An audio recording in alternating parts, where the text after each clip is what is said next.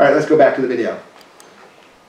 I, the son of Abinadab, behold, I speak unto you somewhat concerning Mosiah, who was made king over the land of Zarahemla.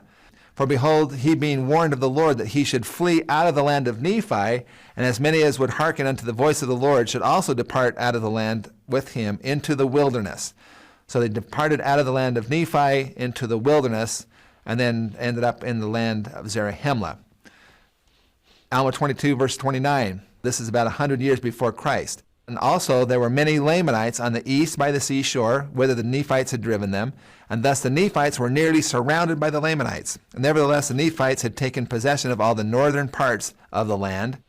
At this point in time, 100 years before Christ, the Lamanites had taken over the southern lands, including the land of Nephi. The Lamanites had control of that. And so that would make the Nephites had taken possession over the northern parts of the land, bordering on the wilderness at the head of the river Sidon, from the east to the west, round about on the wilderness side on the north, even until they came to the land which they called Bountiful. If you take a look at this, it actually is making a counterclockwise rotation going around the edges of this, and gives some pretty good example or possibility of the borders of the Nephites at the time. Right. Alma 22, verse 30. And so why a counterclockwise rotation when they're talking about that? Because in Hebrew, they read from right to left. We in English, we read from left to right, and we have a tendency to look at everything in a clockwise rotation.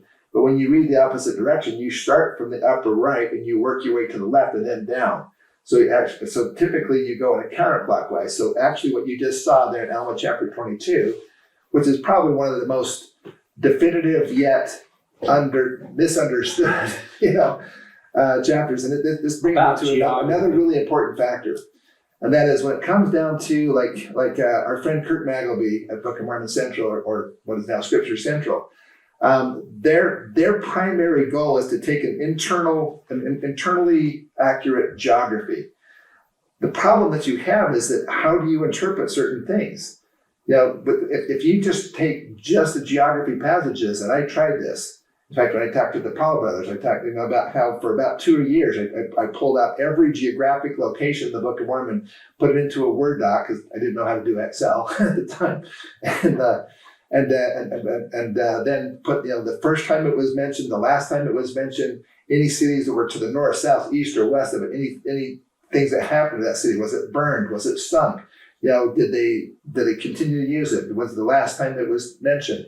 And so forth. And I made this really comprehensive Word doc with all that stuff. And I used Photoshop to try to actually place all those things into place. And I couldn't do it. There's a lot of interpretation that happens. And that's why when Kurt Magleby says, bless his heart, I mean, he's done his best to have an internally accurate thing. But I'll just give you one quick example here. Okay, if the river Sidon, they said, the Mississippi can't be the river Sidon because Zarahemla was to the north. Okay, and then the land of Nephi. Whenever they talk about, let's just talk about up and down for just a second. I'm going to get into this, I think, in the video, but just for a second.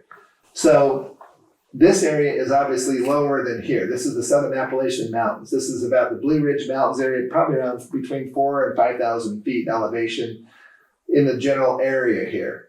So whenever you go in the Book of Mormon up to the land of Nephi, you always go up into the land of Nephi. Whenever you leave the land of Nephi, you go down out of the land of Nephi. But yet we know that the land of Nephi was south of the land of Zarahemla. Right. The land of Zarahemla is always the opposite. Whenever they talk about going towards Zarahemla, and we went down into the land of Zarahemla. And whenever they leave Zarahemla, they say, and we went up out of the land of Zarahemla, which says that Zarahemla was at a lower elevation than the land of Nephi. So any river that was flowing between Zarahemla and Nephi then had to be flowing from Nephi, which was at higher elevation, north past Zarahemla. So that would be what you would normally expect to find if you're doing a hypothetical situation. But when you put it into real context of a real actual map, you can see why it doesn't work that way.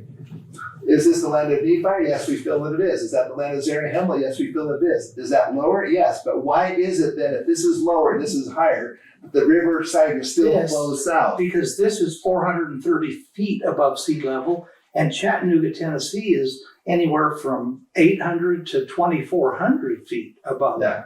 So how is a river flowing uphill? It doesn't. It flows around it and then down. But if you're just trying to figure this out by doing mental gymnastics, as far as, okay, so this is higher, this is lower, and so forth, you can see how that wouldn't work. That's the reason why you have to have this in a real world setting so you can see what's really going on. And it makes perfect sense in this setting that the riverside would flow south, because it does. Okay, this is higher in elevation, that's lower in elevation. It doesn't seem like it would make any sense, but we know how this actually works because we can go there physically and see it. Right. Okay, let's keep going on. It being so far northward that it came to the land which had been peopled and been destroyed. So these were the Nephite lands, essentially, up in this general area, up in the northern part of the country. Alma 22 and 34 says, "Therefore the Lamanites could have no more possessions only in the land of Nephi and the wilderness round about." The Lamanites basically control all of the land about, and the Nephites were concentrated in the northern countries. From Pioneer History of the New Holland Purchase of Western New York, these facts evince beyond doubt that Lake Ontario has perhaps 1,000 or 2,000 years ago receded from this elevated ground. On the south side of this great ridge in its vicinity, and in all directions throughout this country, the remains of numerous forts are to be seen. But on the north side, that is, on the side that's towards the lake, not a single one has been discovered, although the whole ground has been carefully explored. What they're saying here is that they found all these numerous forts and so forth just to the south side of this particular ridge, and that may indicate that the lake was higher back in the time when these fortifications were actually built, which was around the time of the Nephite culture. And so there's some indication from the archaeological evidence that the lakes may have been higher than they are now. This is the lakes as they appear today, and with I a little forgot help, this is actually this gives just a my general idea. 15-year-old thing. It's amazing. Except for All right, I thought this came after, but I must have we must have understood this prior to. But go ahead. Idea of what they may have looked like had the lakes been about 50 to 60 feet higher, which is what they indicated from these old records. If that's the case, then it does change the overall geography just a little bit, because it really makes Michigan look actually a lot more like a neck between those two lakes. This is a exaggerated relief map so that you can kind of see the topography of the Great Lakes area. And you can see there on the southern portion of Michigan, there's a little bit of a elevated location that kind of makes the thumb of the mitten there. If the lake levels were higher, this is maybe what it would have looked like back in this time frame, which would again create a neck. Okay, this was before we knew about the Great Black Swamp, Yeah. which I'm actually You didn't even showing name that it, but coming you out showed of it. Lake Erie, Right. but I'm not really showing the Grand Kankakee Swamp. Which is this one. Yeah, which is up there, because I didn't know about that 15 years ago. But that actually, but now you can see that ridge that's creating Right in the, here. that it's creating There's the one thumb up of higher Michigan. too. That would be the narrow neck. Well, yeah, this is where the you can narrow go neck. between the two swamps. Right, the narrow neck. This is the narrow neck of land, and the small neck of land is up here at Triple The Divide, triple junction. where Yes. three rivers flow three different directions. It's only one of two or three. There's one up in Minnesota too, Triple Divide, which is amazing because that's where the rain falls and it goes this way, this way, this way. It's hard for me to watch a 2D map and know that from here, the river can flow up to Lake Ontario. I don't know, how does it do that? Yeah. But it does in the natural geography. Yeah. We're going to get into that more in just a second here because of Haygoth. We want to talk about Haygoth too while we're on this subject. Go ahead. And a narrow pass that would actually be the Niagara Escarpment. There's actually two escarpments that go through this area that are raised up. Now in Alma 22, verse 32, it talks about this narrow neck of land. It says, "And now it was only the distance of a day and a half's journey for a Nephite on the line bountiful and the land desolation, from the east to the west sea." Now it didn't say it was from the east sea to the west sea. It just said from a west sea to some point in the east Or you could turn it around the other way and say, from some point in the east over to the West Sea, there was a point where there was a day and a half journey along there. And thus the land of Nephi, the land of Zarahemla, were nearly surrounded by water, there being a narrow neck of land between the land northward and the land southward. Let's stop that for a second. You have to understand that Hebrew is a highly... Okay, that last part was one that really threw me for a loop for quite a while. It says the land of Nephi and the land of Zarahemla were nearly surrounded by water. Now, it didn't say anything about the land of first inheritance, okay, or it didn't say anything about the land of bountiful. Right. It said the land of Nephi and the land of Zarahemla were nearly surrounded by water. And I thought, well, wait a minute, these are inland. They're not even close to the ocean or seas. They're not even close to the Great Lakes. How could they be surrounded by water? And then it hit me. What form does water take on the land surface? You have lakes, streams, rivers, right? Okay, rivers. Oh my gosh. Are they talking about rivers? Because if they're talking about nearly surrounded by water, and if the rivers were the primary transportation corridors that they were using, then it makes perfect sense. The land of Nephi is literally surrounded by water. It is. By rivers all over. By rivers all around it. And these are not small rivers like we have out here in the West. These are like, quarter mile, half a mile, mile wide rivers, many of these. The land of Zarahemla is nearly surrounded by water. You have the Illinois River, the Des Moines River. You have the Mississippi coming through there. You have numerous rivers that come down through there. And that's not even including the Missouri River coming in and so forth. This whole drainage area, they're literally surrounded by rivers. Well, think of the Missouri River flowing into the Mississippi, flowing into the Ohio. Well, the head of the river, it's the most agriculturally sound area anywhere. You have and I believe, brothers and sisters, that this is very much like the Garden of Eden. The Garden of Eden had 4 rivers flowing out of it, and I believe that it could very well be this river, this river, this river, and this river. That the Garden of Eden, which was about right here, this is Adamondiaman, it very well could be close to where those rivers Gishon and Tigris, it wasn't Tigris, Euphrates, that were in the Garden of Eden. This is what they're talking about, because we know Adam was placed here, and we know Noah built his ark somewhere here, and the waters came and he landed over there in Turkey. Yeah. So this is amazing. What's also is another interesting point, and that is that the Book of Mormon actually verifies the biblical record and the Popol Vuh and the Torah and the Quran and every ancient history that talks about Noah's flood being a worldwide event. Yeah.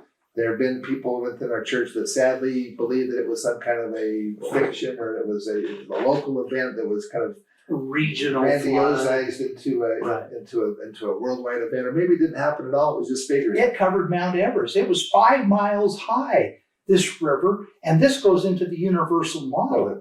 It goes up there, and if it's 5 miles high, the air pressure in your tire is 32 psi, pounds per square inch. Yeah. The flood, it was 13,000 pounds per square inch down here, which formed the landscape that it left when the flood left, and all the rocks. And let's get into the universal model. Let's spend an hour there.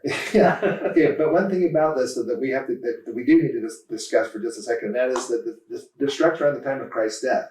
I have a 2-hour presentation on just that, but that actually we'll be releasing that sometime fairly soon, because it's in the 6 DVD set. Okay, but basically, people always say, why? How are we ever going to know the geography of the Book of Mormon? Because everything was jumbled up at the time of Christ's death. And the answer to that is not everything was, brothers and sisters. I mean, there were other civilizations all around the world at the time of Christ's death that didn't talk about major destruction. In fact, the only thing that we know that happened was there was an earthquake in Jerusalem that rent the veil in the temple. But there was no 3 days of darkness according to to any other record. That was the events that happened in the Book of Mormon that are described by the prophet Nephi when Christ's death happened is something that was a more localized event. And we'll show you in the New Madrid fault system, which is basically right in the center of this whole area, the New Madrid area. It's you can look it up online. It's the New Madrid fault system, basically. That has about every 200 years that has gone off. And when it did last time, it was in 1811, 1812, with over 2,000 earthquakes in about a 5 or 6 month period. They're averaging about 17 earthquakes per day. And it was felt all the way up into Canada. If not, these earthquakes happen. Massachusetts. Stuff off of people's shelves and stuff like that in Boston and New York. They knocked church steeples over here in Charleston, South Carolina. And it started right here. Caused the Mississippi River to flow backwards. And form a lake. And everything that is mentioned in 3rd Nephi, every single observed calamity that was written about by the prophet Nephi in the Book of Mormon was actually observed in 1811 and 1812 when that series of earthquakes happened. And we've got that information in your book. Stuff. Yes, fascinating stuff. Call us. Yes. Okay, back in the video. Here we go. Let's get that video over with so we can be done. Yeah. Highly condensed language. And so a lot of things were captured into very small letters. And when it talks about that the land Zarahemla was nearly surrounded by water, I find it interesting that they didn't say it was surrounded by seas or by the great deep. It just said by water, which to me may indicate that it was surrounded by a very large river system, a river drainage system that surrounded Zarahemla and Nephi.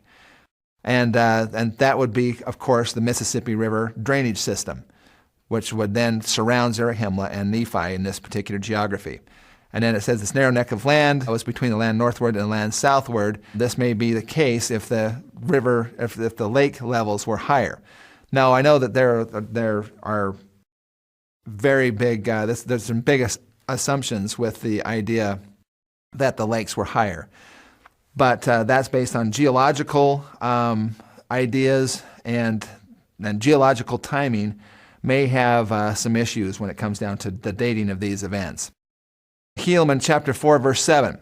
And there they did fortify against the Lamanites from the West Sea even unto the east. They didn't talk about an east sea. They just said from the West Sea unto the east, it being a day's journey for a Nephite on the line which they had fortified and stationed their armies to defend the north country.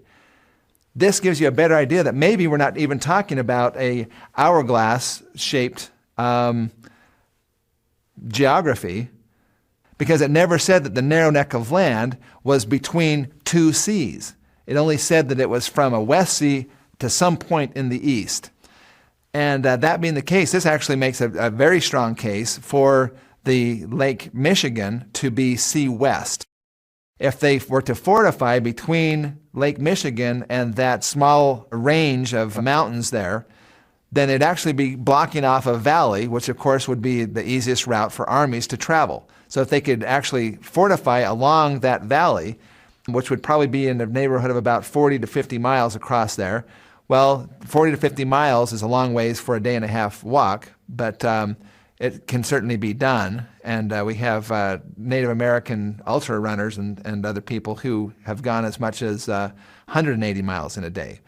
But they didn't say that this was for their fastest guy, so this could be maybe 30, 40 miles. We don't know exactly how far it would have been along there. But with the Grand Kankakee Swamp, it makes it smaller. That's right. Yeah, go ahead. And also, wait, I want to point something out. You see on that photo that you're looking at right now, you see Lake Michigan here. This little line, the red line that he's showing, could be this, because this lake, Kankakee Marsh, and then the Black Sea has this little tiny, because of this is the a river basin of the lake. This lake and this lake over here. This is a basin river. And that point, this is a basin river down here between two basins. That basin and this basin, plus the St. Lawrence Divide that goes between there, forces you to have a little entrance there. Now, this is what I would call not only I would call it the Line Bountiful and the Narrow Neck, because the Line Bountiful is where the Bountiful is separated from desolation. So this could be the two in the same, Lion, Bountiful, and the narrow neck. Okay. That would be a possibility of a way to stop the Lamanites from advancing up into the land northward if they went up this direction. This is a generalized map then of Book of Mormon geography. We have the land of first inheritance on the Gulf of Mexico, the land of Nephi at the southern portion of the Appalachian Mountains, the land of Zarahemla, where the Lord indicated in Doctrine and Covenants 125, and the land Bountiful in the Ohio River Valley. This is the geographic map anchors and where they were located in relation to the Book of Mormon proposed sites that we're talking about. And again, they seem to match up pretty well. We said the plains of the Nephites, for example, on 3, is right between the land Bountiful and the land of Zarahemla, and that's where Joseph Smith said we are wandering over the plains of the Nephites. And then, of course, we have all the other indications there. Now, about 71 years before Christ, according to Alma 50, verse 34, it says, "It came to pass that they did not head them until they had come to the borders of the land desolation. And there they did head them by the narrow pass which led by the sea into the land northward, yea, by the sea on the west and on the east." Here we have these seas here and this potential narrow pass that goes up between there. Now, it could have also been potentially on the southern side of Lake Erie. And because there's a mountain range there that then drops right into the lake. There's not much of a pass there. Yes. This is Alma chapter 46, verse 17. "It came to pass that when he had poured out his soul to Brian, why God, don't you he go ahead and named address all that the a little land bit which more. was south of the land desolation." I just wanted to say, he showed the line up here on top of, Yeah. Erie? Above Lake Erie. well, I'll tell you this St. Lawrence Continental Divide, look how that forms. That's the narrow passage and pass, and the line Bountiful, and the line Fortified, and the day and a half and the day for Nephite. It all happens right up in here.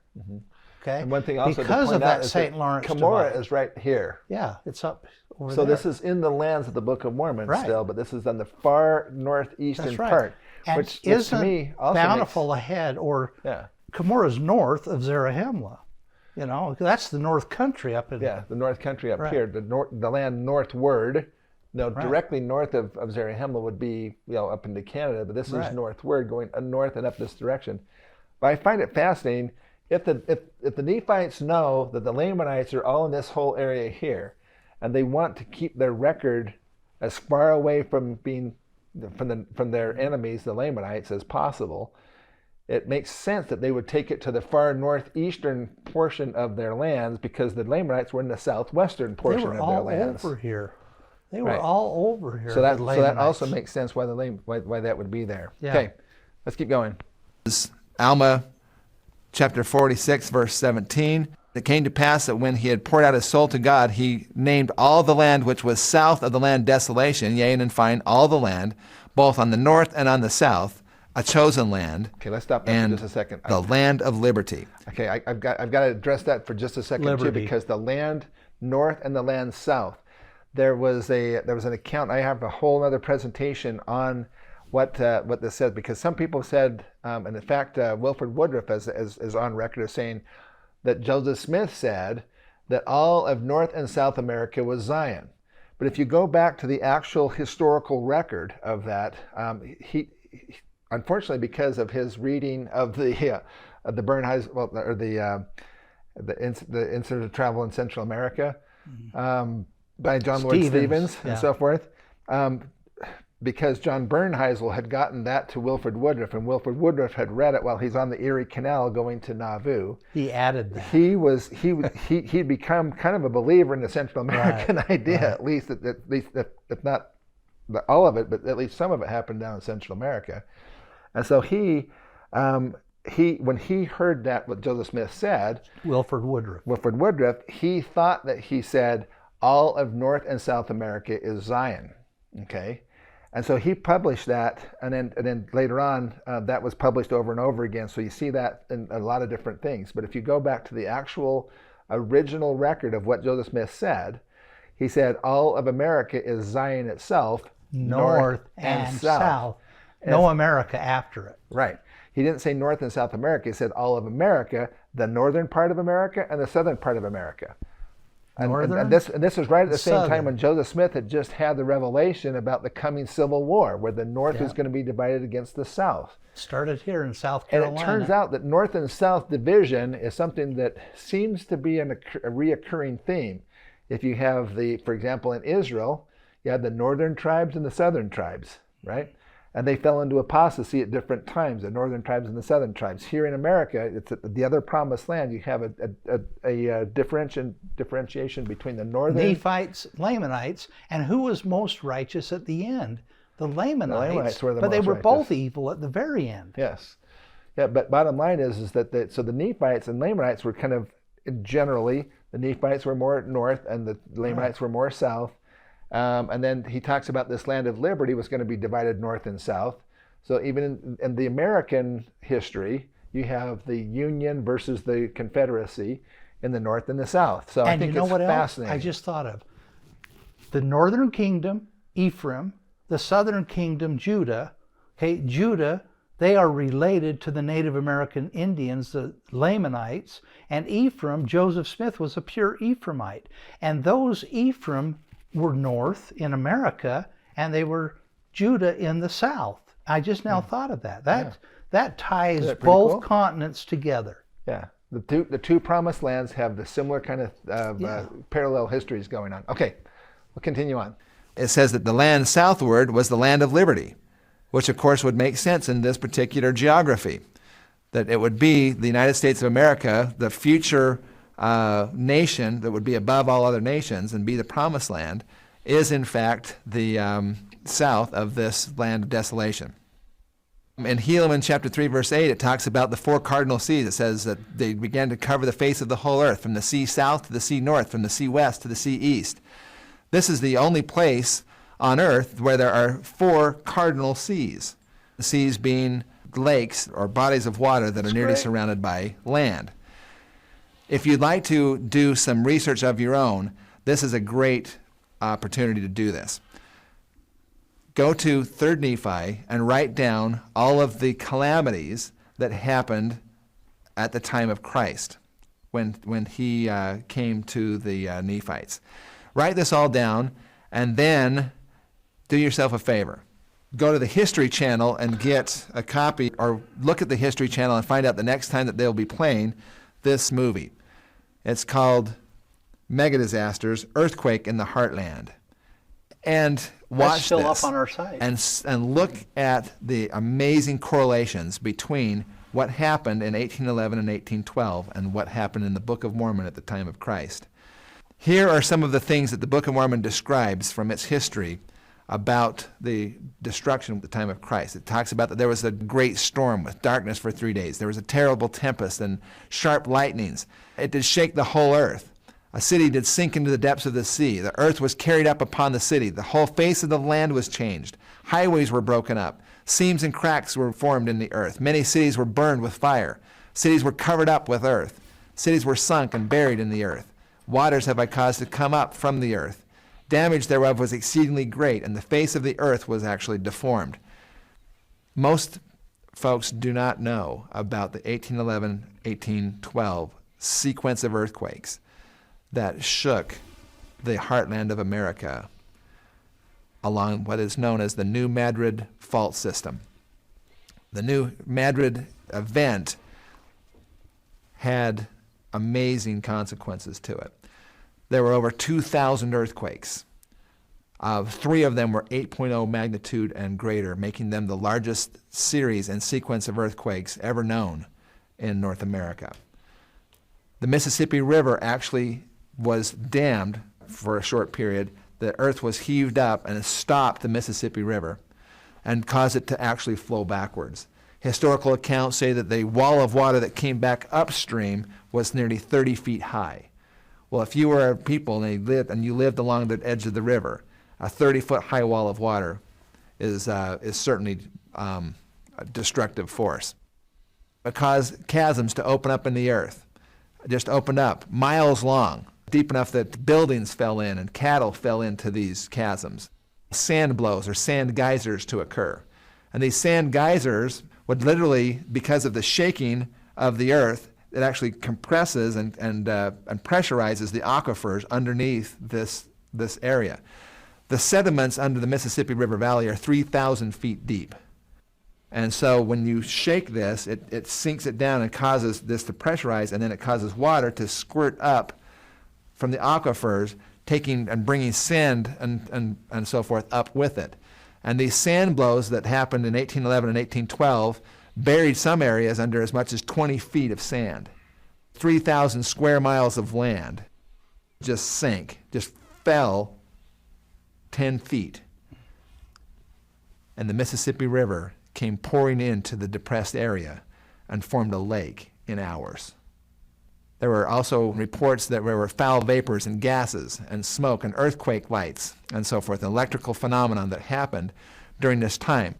Although this happened in the area of Missouri, this sequence of earthquakes was felt all over the entire eastern seaboard of the United States. It rang church bells in Boston. It knocked over a steeple, actually, in Charleston, South Carolina. Yeah. It rattled China in New York. These earthquakes travel very quickly through Midwest bedrock, and it actually is just very destructive. And a geoseismologist has actually now discovered, her name is Martisha Tuttle, that this type of an event actually has happened many times before in its history. The closest one that can be that she has found from her very limited diggings was one that happened about 300 AD. And that's what they think. And there's Native American artifacts that were below other layers with sand blows on top. So we know that these sand blows happened after they had been occupied by humans. It has been argued there's in so the much past more to that the Book of Mormon was the entire West.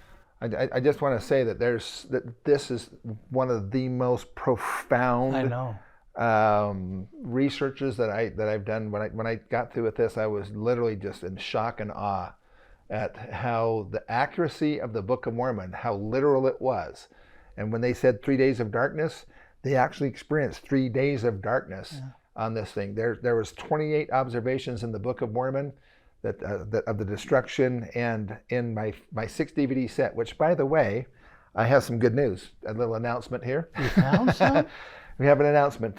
We have run out of the 6 DVD set, so we are going to now move all of the contents for the 6 DVD set over to the streaming website. Yeah. Some of that we may actually put onto YouTube because it's from 15. Well, that was about 12 years ago or so. But there's so much great information, but it was always on the DVDs, and we had to have some way to kind of support the project moving forward. And so we didn't make it available for free, but we're considering making at least portions of that available on YouTube for people to be able to check that out. But it is absolutely profound. And you know what? When you were just speaking, I've probably watched all of your things 3 or 4 times, but not recently, not in the last 5, 6, 8 years. No. Yeah. I just have learned 3 things just in that little clip. Okay, about the sand blows. Remember what do they call it down in Arizona? They think it was the meteoroid. Yeah. What's that called, that area? Meteor crater. Yeah, the meteor crater. It was a sand blow. Hold on. Arizona. Yeah. But you can go into that with the universal model. Yeah. But they talk about those sand blows.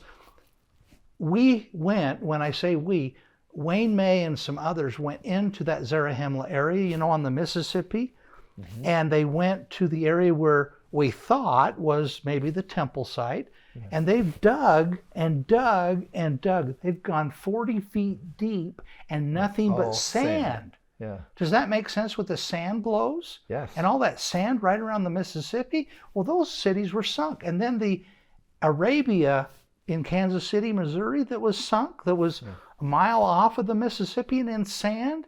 What do you think happened amongst the Mississippi? Those sand blows and everything, from what you explained, and I understand it for the first time, is how that sand went down and pressurized and the water shot through, and like the geysers. Yeah. This universal model stuff, people. Oh, Wait till he gets into that. I actually scoured the internet and Yeah. YouTube and found a couple of actual videos of honest to goodness sand blows happening. Yeah. And it is a scary thing. There's one that shows, and this is actually in my DVD that we're going to be releasing here in the next couple of weeks probably. But it was in Saudi Arabia. And it was a sand blow that was happening, and there's vehicles going on a highway right in front of it, and then behind it you see this about 100-foot tall, well that was probably about 40 or 50-foot tall, massive sun geysers, but the ones that happened in 1811 and 1812 were said to be over 100 feet high. Water and sand blasting up out of the earth. Pressure. And burying things under 20 feet. You think of 20 feet of sand, how deep that is. That's a good 2-story building tall. Don't believe all of the science and archaeology and all that stuff that's being taught at our universities. Well, there's some actually of it most of this is coming from archaeology and so forth, and this stuff, geology, but yeah. Understanding the difference between a crater and a sand blow is like night and day. Yeah. And yet, why don't we understand that? Because we haven't studied, and because truth has been held back from us. Yeah. The meteor crater is probably not so much a sand blow as it is a hydrovolcanic eruption crater. But I was similar. Yeah, it's very similar. Yes, exactly. Okay, let's continue on with travel indications in the Book of Mormon. And LDS scholars have been able to take the actual indications of travel and the travel times and distances of the Book of Mormon, which indicate that it probably was not a hemispheric situation going on at the time of the Book of Mormon, at least.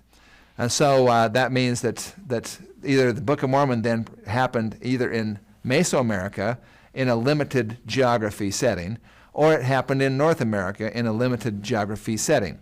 If it did happen in this area, is there any indications of travel and anything that might make sense when it comes down to that movement of time and over time and people? Let's talk about Mosiah chapter 18 and 4. This was about 147 BC, and Alma is fleeing King Noah and the land of Nephi. Wicked King Noah had just killed Abinadi, so Alma the elder goes out and he leaves the area. Most ancient people used rivers as boundaries for their lands. So if Alma the elder was going to get out of King Noah's lands, there was a very good possibility that he may have had to cross a river in order to do that, to get out of that boundary. And it came to pass that as many did believe him did go forth to a place which was called Mormon, having received its name from the king, being in the borders of the land of Nephi, having been infested by times or at seasons by wild beasts. Now I find it very interesting. If they were in the land of Nephi, and the land of Nephi was at the southern end of the Appalachian Mountains, and they left and went across the Mississippi River, then they would be going from the eastern side to the western side of the Mississippi River. And of course, what do you find in higher numbers on the western side of the Mississippi River? Buffalo. Beasts. Could it be that the wild beasts that they encountered then were potentially buffalo herds on the western side of the river? Now, the wilderness that would be across from there would actually be the Ozark Mountains. And the Ozark Mountains is where the word wilderness is on this slide. So you can kind of get an idea. If they left the land of Nephi, went over the river and into the Ozark Mountains, according to Mosiah chapter 18, verse 5, now there was in Mormon a fountain of pure water. And Alma resorted thither, there being near the water a thicket of small trees, which he did hide himself in the daytime from the searches of the king. So there was this fountain of pure water. Now it's interesting he didn't say it was a spring or a river. He specifically says it was a fountain. And on the southern side of the Ozark Mountains is an absolutely beautiful potential place for the waters of Mormon in this geography. And this is Big Springs, Missouri. Uh-oh, time out. Time out. Time out. Yep. Time out. All right, okay. so we got a that little is conversation beautiful. about that. And there's That is hundreds beautiful. of people that have been there on your tours. Yes. And it is beautiful. Yeah. And it is a spring. And it is fountains. But there's a problem hold on, with it. Hold on. There's a problem. I got to take this one. Hold on. If Chattanooga, Tennessee, right in here, where they lived, that big spring would be about 437 miles away. Yeah. Okay, so if this is Lehi Nephi, That's a long way for Alma and his people to go. I have found, and Jonathan helped me, he found a place called Catoosa Springs, 18 miles from here in northern Georgia. I found Crawfish Springs, 12 miles. And I believe, and there's over 600 springs right here in northern Georgia that are beautiful. I think it's Crawfish Springs or Catoosa Springs, and I've got it all over in my maps. Here's a second edition too that goes with it that are different maps than the first one. And this area of Missouri is about the only, I remember when I felt this, and I go, man, Rod is wrong. One thing, he's wrong. And I'm going to show him. There's no way they could have gone 437 miles to get away from, because Alma, when he left and went about here into Amulon and to Helam, which is just this side of the Mississippi probably. But how could he go clear over there? And so I found these springs and I go, wow. Jonathan Neville found that Catoosa Springs. He walked to it. Yeah. He said, wow. And that's where all these natural springs were that healed soldiers in the Confederate. And the Confederates and the Union both fought over Catoosa Springs. And so they healed on each side of that spring. That's a general big area. And that's only 18 miles from Chattanooga, Tennessee in Northern Virginia. Now, I've said my thing. I love the waters of Mormon. Let me explain a little bit more why we thought this, because so Wayne May and I actually did some of the first tours. Wayne was aware of the fact that the Native Americans have, they have certain specific places that they hold in high reverence. And Big Spring is one of those places that they hold in high reverence. Even to this day, they still have powwows and other ceremonies and things there at Big Spring. It's the largest spring in North America, and it's just absolutely stunningly beautiful. When we would take people to tours, and those of you who've been on my tours went there, you can verify this. I always said, if this isn't the waters of Mormon, it ought to be. Yeah. It's so beautiful, right? But it ain't. But the problem is that I remember having a conversation with Jonathan Neville, and basically he was showing me. He said, you know what? It's 400 miles away. And I'm going, yeah, I know that's a long ways, but this is a sacred place. And he said, where does it say it was the largest spring, or it was even a large spring? All it says it was the fountain of pure water, which could be any one of 600 sites in the general vicinity of Chattanooga, and it doesn't need to be that. And so after I talked to Jonathan and said, you know what, I think that it makes sense. They weren't traveling 400 miles to get away, from the king. I think they could be in the borders of their land, but their borders of their land wasn't 400 miles away. And so I had to eat some nice crow. I love it. We can be the bottom wrong. line is that we have to be willing to be flexible and make changes based on the evidence. If the evidence is there, then great. And so Jonathan and I remember about a 4-hour conversation where we went round and round about how far did Alma come and go back and forth? Did he just leave once and then have to get word back? It was 400 miles. That's a long ways for him to go back and forth to recruit people to come out to the waters of Mormon and leave the land of Nephi. And I want to do a little plug. So it didn't make any sense. On the third best book of the Heartland. Okay? Number one, I think, is Rod's original book, picture book. Well, that was actually the first one. Was this one? I know, but I didn't read this first. I read this one, my opinion. Yeah. Okay, yeah. The second one's the annotated, but now it's first. Now this is gone. Yeah. This was right up there. When I read Jonathan Neville's Moroni's America, I have asked him to speak about this at the next conference in April. He hasn't talked about this for 7 years. Yeah. And I read this book cover to cover. There's a lot of people who don't know about this research yet, and that's why we're trying to get this out there. I've read this 6 times. Yeah. Like Approaching Zion by Nibley, which is good. I've read that 4 times. Yeah. But this, and now he's made one that's smaller, that's only 100 the pocket edition pages instead of 300. You can get either of those at our website at bookofmormonevidence.org. But this is where he started talking about the big springs versus the Catoosa springs. I started getting excited, and it was the only thing I agreed with Jonathan and I didn't with Rod. And so I was conflicted a little bit, but I love them both, and they're both here.